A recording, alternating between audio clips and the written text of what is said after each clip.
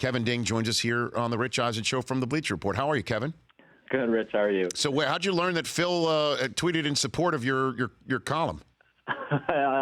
Just sitting at my desk, watching my tweet deck just like everybody else, and it pops up.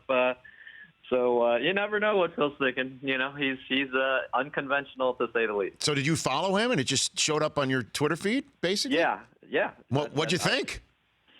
I sat there as most people did for a second, trying to analyze decipher initially inscrutable Phil speak on Twitter. It's funny. Back 50 years ago when Phil was Lakers coach and Twitter was starting to sort of evolve. I remember him saying, maybe social commentary and communication has passed me by, because he could not wrap his head around the idea of making a point in that short of a space. So, but there he is. He's still trying. So there's that. So I am mandated to ask you, even though we've never met, and I do read your work. I mean, did you have a conversation with Phil that led to this, for him to agree with what you're saying here, Kevin? I did not, and I understand why people, I guess in the greater context might think Phil, planted the story or wanted me to write the story. I did not talk to Phil at all about it.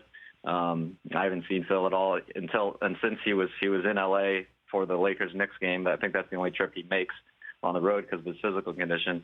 But no, I mean, I if anything, I'll tell you that I think that Phil and I, we worked together a long time when I covered the Lakers and he was the Lakers coach, and I think he understands or believes that I sort of get what he tries to do with players and what messages he tries to get across. So in that sense, he might have more interest in what I might write than somebody else. But no, it was my feeling, my opinion, my thoughts about Carmelo, and I will say I think Phil might have agreed with some of it, but as he said, he disagreed with other parts of it. Well, maybe the parts about where you're saying that he hasn't gotten the players to run the system appropriately. I mean, again, it wasn't all rose petals for Phil Jackson in that regard. Kevin Ding of Bleacher Report joining me here on the Rich Eisen Show. So walk me through, what is Phil doing by tweeting about your article and calling attention to it specifically from the office of the president of the New York Knicks, Kevin? Yeah, well, always dangerous to tread into Phil's mind, Rich. But I'd say, one, he's overall else trying to sort of make clear to me and to everybody that he understands who Carmelo is and knew that there are limitations with him going into this. When he signed up with the Knicks, when he re-signed Carmelo in 2004, and even now with all the trade talk, I think Phil is trying to say, look, I know he's not going to be everything that everybody wants him to be, and I'm trying to work with that.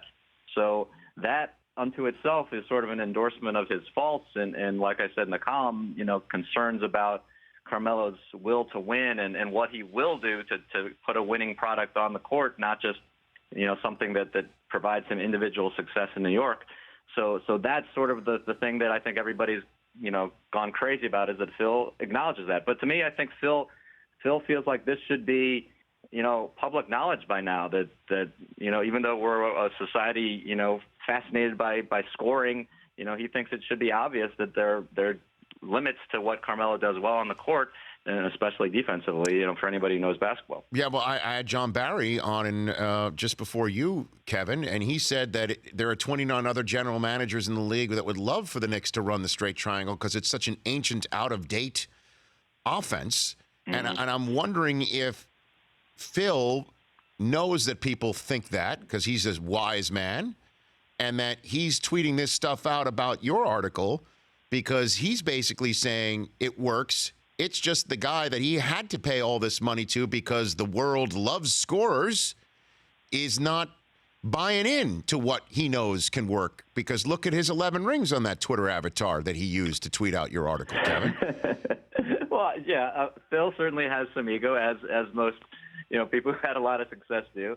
I don't think Phil is married to the triangle, at this point. And if anything, it's more an indictment, of Carmelo not wanting to play a system offense of any sort where he gets his teammates more involved, which at least he did more of last season. His assists were up, and granted they didn't have Derrick Rose on the team, but but the assists went up, and there was hope that Carmelo would sort of, see the light and get it, that he needs to do other things besides just hold the ball and score. And then he regressed this season back to his assists are as low as ever, and he's back on the elbow just holding the ball again. So it's in the sense of a team offense, I think you're right that Phil is making that statement, as I did in the column, that Carmelo is not willing to grow to that, and it's frustrating for Phil, and it's hurting the Knicks. Kevin Ding of the Bleacher Report joining me here on the show. My wife, Susie Schuster, covered the team in the championship years with Phil as the coach, and she reminded me yesterday that Phil used to say things to the Los Angeles Times to communicate with Kobe Bryant, and now I'm wondering what you think he's trying to communicate to Carmelo Anthony in a way, reading your article, that he knows that Carmelo Anthony is not Kobe Bryant in the same makeup. Help me out with this, Kevin. Yeah, I mean, well, the cynical, straight on its face idea would be he's trying to make Carmelo even more uncomfortable and get him out of town. I'm not sure that Phil's really trying to do that. It's referring to what Susie's talking about. Phil does do this a lot over the course of his career, where he kind of just throws stuff out there and sees what sticks and sees how it makes people feel. He communicates in a very unconventional fashion, where it's not necessarily eye to eye all the time. It makes maybe a little awkward or make you think, what is he trying to get through this? But he wants you to think about the topic that he's putting out there. And so, I remember even last season on Kobe's farewell tour, when he was in Cleveland, he was talking about what do the Cavs need to do to get ready for the playoffs. And he thought maybe they need a little more friction and conflict in there. And maybe Kyrie has to do that because maybe LeBron won't be willing to do that. So Kobe's from the Phil school of this, where he believes that, a family should have topics that are uncomfortable put out there instead of just brushed aside. And, maybe by putting things out there, then you are forced to address them and think about, well, what responsibility do I have to the guys around me to make this better, as opposed to just going about my business and doing it the same way. Wow. Okay, that's an excellent interpretation. That actually helps. So let's get to it. Brockman, ask Kevin Ding the poll question that's on the Rich Eisen Show app at the Apple App Store, Google Play, or at the top of our Twitter account at Rich Eisen Show that Phil Jackson does not follow. Go for it. All right, Kevin, what should the Knicks do? Trade Melo, fire Phil, keep both, clean house. What do you think?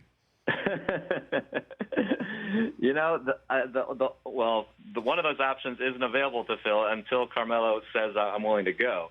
So, but all things being equal, I'd say if Carmelo was willing to go, and I don't think he is, just for the record, because he loves being in New York, I think that is the best option for all involved.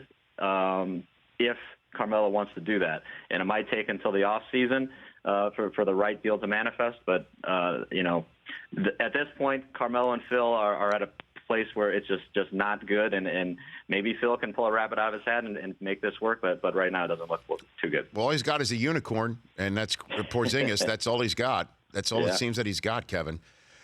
All right, and what'd you think of last night with Oakley before I let you go?